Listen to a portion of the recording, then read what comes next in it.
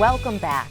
A vast network of planes flies over American skies every day, carrying not cargo, but people from city to city.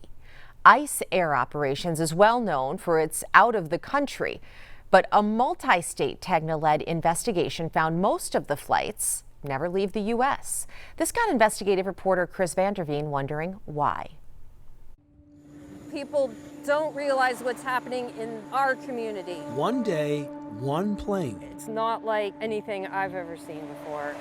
ICE Air Operations is once again It's astounding. on the move. Just the number of people that are moved daily. From Youngstown, Ohio, we watched as a plane known as Tyson 57 headed east to Bedford, Massachusetts. What we're seeing here is a piece of a nationwide, giant-scale secret operation whisking people around the country and then out of the country. This is what we wanted to document, a secret network of planes that don't fly people out of the country, but across it.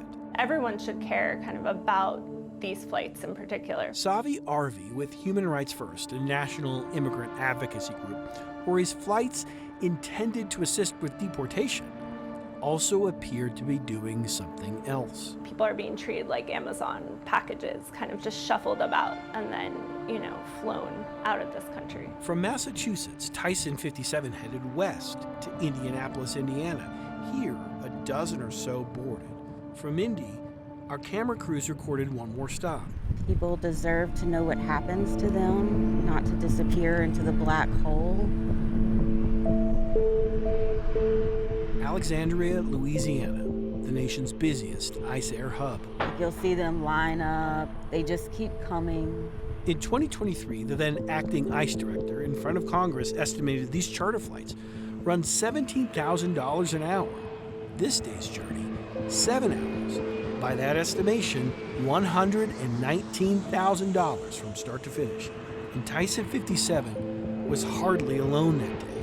We identified, tracked, traced 65 flights in all, most of which never left the U.S. Naturally, you need to know where your person is. Seattle-based attorney Jenny Pasquarella says what we found, she sees often. I had a client detained in Maryland who ended up in Louisiana, then in Texas, then finally to Tacoma, where I met her. Our investigation identified 91 planes operated by 8 private companies carrying out what we believe to be the bulk of ICE Air's domestic flight network. ICE told us it moves based on bed space, medical needs, and other factors, and will not comment on specifics citing operational security purposes. Tomorrow, the planes will fly again. A little understood, seldom documented, domestic-only transfer system that's taking place over American skies daily. This is Chris Vanderveen reporting. You have likely heard the saying that hard work pays off. Well, for a kid in Crystal hoping to score a trip to summer hockey camp, that motto couldn't be more true. Boyd Hoopert shows us how a lot of work and a little luck helped him reach his goal. We've come prepared to ask a lot of questions of Nathan Alderete. So like over in the shade right there. But we needn't bother asking, what kind of mower is that? I don't know. I just use it. Does he ever?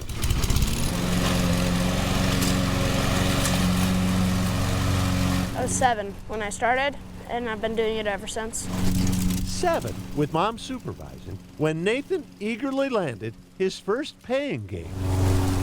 Now 12. And I've never ever met a kid with a work ethic like that. Sandra Hare is a customer. I have a 17 and a 20-year-old, and they're not out here doing this. A work ethic, summer and winter.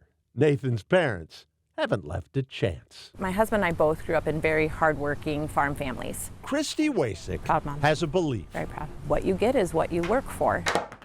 So when Nathan wanted to enroll in a summer hockey camp, he knew it would come at a cost. So we have a summer activity budget, and the hockey camp was more than that. Which meant Nathan would be paying for camp with his lawn mowing money. Does that bother you? No, it feels like I'm not just sitting around and letting everybody do everything for me. I'm contributing. Nathan wasn't seeking karma, but sometimes life cuts you some. These are pictures from a photo shoot with Nathan and his friends. That was included in the scholarship. The scholarship awarded Nathan for $250 that covered more than a third of the hockey camp fee. But karma wasn't done.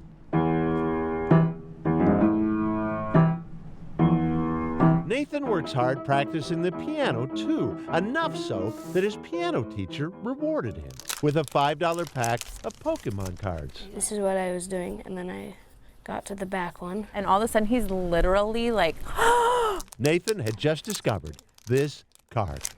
Very rare. Rare enough that he sold it for $400, covering the rest of hockey camp with enough left over for a new hockey stick. It's a Bauer Hyperlight 2. That away, fast, fast, fast, fast, fast. The stick he took with him when hockey camp started. The stick on which Nathan taped an image that has nothing to do with karma. I think I'm just blessed, very blessed. Blessed with a lesson from his parents. not to be entitled, right? Not to be entitled. A lesson Nathan hopes to share one day with his kids. I want them to learn the exact same thing I learned as a kid. It's not luck, it's hard work. Yeah. Boyd Hooper, KARE 11 News. Crystal. And Nathan's 14-year-old sister's a worker too. Elizabeth does babysitting and baking to help pay for her figure skating fees. Nathan hopes to play someday in the NHL. And if that's not possible, he wants to become a physical therapist for NHL players. Stick with us. More news and weather's coming up after the break.